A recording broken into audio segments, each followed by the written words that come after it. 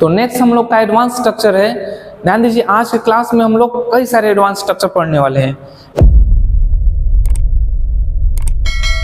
Next हम लोग का एडवांस स्ट्रक्चर है ड्रैग समबॉडी टू या इनटू, दोनों में किसी का यूज कर सकते हैं, समवेयर।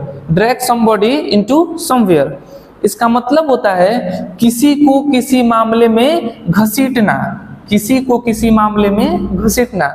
आइए एग्जांपल से समझते हैं। मेरे भाई को इस मर्डर केस में कभी घसीटने की कोशिश मत करना। देखिए ट्रांसलेट करते हैं इसको हम लोग। Never try to drag my brother into this murder case. Never try to drag my brother into this murder case. ध्यान दीजिएगा, ड्रैग के जगह पर हम लोग इन्वॉल्व का भी यूज कर सकते हैं। ड्रैग के जगह पर इन्वॉल्व का यूज कर सकते हैं हम लोग। इन्वॉल्व का भी मतलब होता है शामिल करना, घसीटना। लेकिन ड्रैग और इन्वॉल्व दोनों में अंतर है। वो अंतर क्या है समझ लेते हैं। ड्रैग का इस्तेमाल जो है नेगेटिव सेंस में किया जाता है, नेगेटिव सेंटेंसेस में किया जाता है, लेकिन इन्वॉल्व के साथ ऐसा नहीं है। इन्वॉल्व का यूज हम लोग पॉजिटिव सेंटेंस में भी कर सकते हैं और नेगेटिव सेंटेंस में भी कर सकते हैं।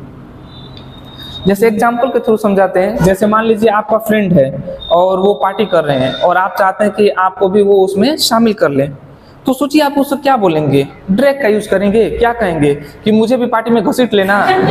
नहीं, आप ऐसे नहीं बोल सकते मुझे पार्टी में घसीट लेना है। आप क्या बोलेंगे?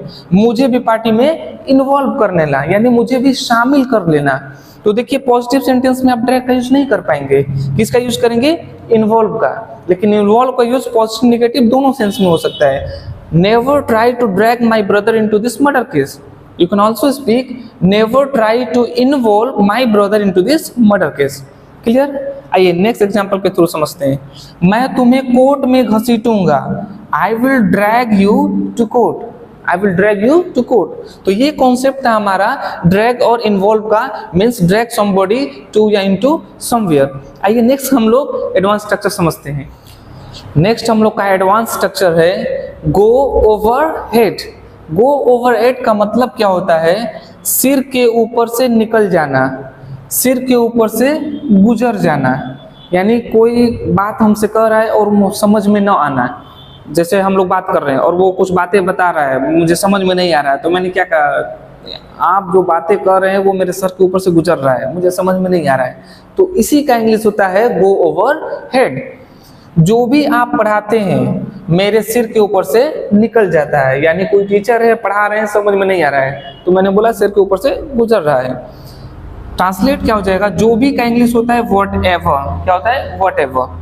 व्हाट एवर यू टीच, जो भी आप पढ़ाते हैं मेरे सिर के ऊपर से निकल जाता है। Goes over my head. It is present in definite tense, इसलिए यहाँ पे यस लगा हुआ है। Whatever you teach goes over my head. Next example के थ्रू समझते हैं।